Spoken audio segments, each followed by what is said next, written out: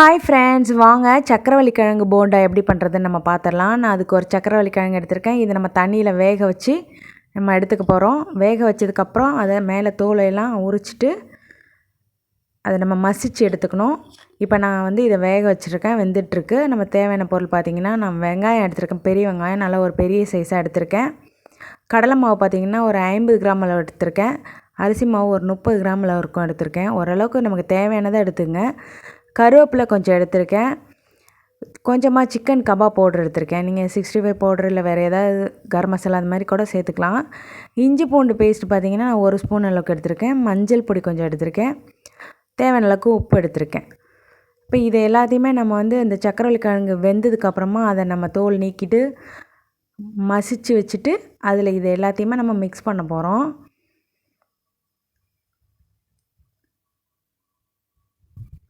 சின்ன வெங்காயம் யூஸ் பண்ணுறதுனால நம்ம யூஸ் பண்ணிக்கலாம். ஆனால் இப்போ கொஞ்சம் வெங்காயம் அதிகமாக இருந்தால் தான் கொஞ்சம் நல்லாயிருக்கும். அதனால் நான் பெரிய வெங்காயமாக எடுத்திருக்கேன். கொஞ்சம் பெரிய சைஸாக எடுத்திருக்கேன். மீடியமாக இருந்ததுன்னா நீங்கள் 2 கூட எடுத்துக்கலாம்.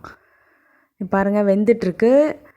இப்போ இது வெந்துச்சான்னு பார்க்கறதுக்கு நம்ம ஒரு நைஃபை உள்ளே இறக்கி பார்க்குறோம். நல்லா இறங்குது, வெந்துருச்சு. இதை எடுத்து மசித்து எடுத்துக்கலாம். இப்போ நான் மசித்து எடுத்து வச்சுருக்கேன். நல்லா மாவு மாதிரி இருக்கு பாருங்கள். நல்லா கட்டி இல்லாமல் நல்லா மசிச்சிருங்க. பாருங்கள் மாவு மாதிரி இருக்குது, நல்ல பேஸ்ட் மாதிரி இருக்குது பாருங்கள். இப்போ இது கூட நம்ம எடுத்து வச்ச எல்லா பொருளையுமே நம்ம இது கூட சேர்த்து நல்லா மசிச்சுக்கலாம். நல்லா எல்லாத்தையும் மிக்ஸ் பண்ணிக்கலாம். நம்ம மிக்ஸ் பண்ணும்போது தண்ணிலாம் நமக்கு தேவையில்லை. அதில் இந்த கிழங்குல இருக்கிற ஈரப்பதத்துலேயே அது வந்து மிக்ஸ் ஆகிக்கும். பத்தலை கொஞ்சம் டைட்டாக இருக்க மாதிரி இருந்தாக்கா நம்ம கொஞ்சம் லேசாக தெளிச்சிக்கலாம். ஓரளவுக்கு உருண்டை பிடிக்கிற அளவுக்கு இருந்துச்சுனாலே போதும். நல்லா ஃபுல்லாக மிக்ஸ் பண்ணிக்கோங்க.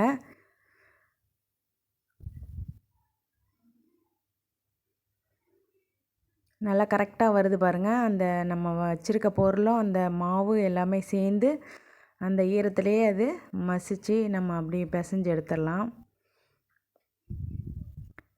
இப்போ கரெக்டாக இருக்குது. நம்ம தண்ணிலாம் எதுவுமே சேர்க்கவே இல்லை பாருங்கள். உருண்டை பிடிக்கிற அளவுக்கு இருக்குது. இதை நம்ம சின்ன சின்ன உருண்டையாக நம்ம எந்த அளவுக்கு பிடிக்கணுமோ பிடிச்சிங்க. உங்களுக்கு என்ன ஷேப்பில் வேணாலும் பிடிச்சிக்கோங்க. இப்போ எல்லாத்தையும் நம்ம ஒரே மாதிரியே போட்டு எடுத்துக்கலாம். உருண்டை பிடிச்சி எடுத்துக்கலாம். ரொம்ப பெருசும் சின்னதுமாக போட்டிங்கன்னா ஒன்று வந்து கரிஞ்சு போகும், ஒன்று வேகாமல் இருக்கும், அந்த மாதிரிலாம் இருக்கும். எல்லாமே ஒரே சைஸ்லேயே போட்டு உருண்டை பிடிச்சி எடுத்துக்கோங்க. பாருங்கள், நம்ம எல்லாத்தையுமே உருண்டை போட்டு எடுத்து வச்சுருக்கேன். இதை எண்ணெயில் போட்டு நம்ம பொரித்து எடுத்துடலாம். இப்போ இதில் ஓனாக போட்டுடலாம். கொஞ்சம் மீடியம் ஃப்ளேமில் வச்சுக்கோங்க. ரொம்ப மேலே செவந்து உள்ளார வேகாத இருக்கக்கூடாது. அதனால் கொஞ்சம் பொறுமையாக வேக வச்சிடுங்க. சின்ன பிள்ளைங்களுக்கு ஈவினிங் ஸ்நாக்ஸாக நம்ம இதை பண்ணி கொடுக்கலாம். சூப்பராக இருக்கும்.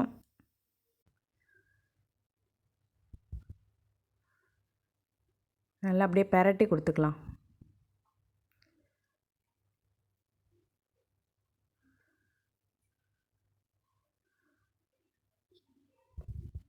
பாருங்கள், நல்லா அப்படியே கோல்டன் ப்ரௌன் கலரில் சூப்பராக வந்துருச்சு பாருங்கள். இந்த மாதிரி எல்லாத்தையுமே நம்ம போட்டு பொரித்து எடுத்துக்கலாம்.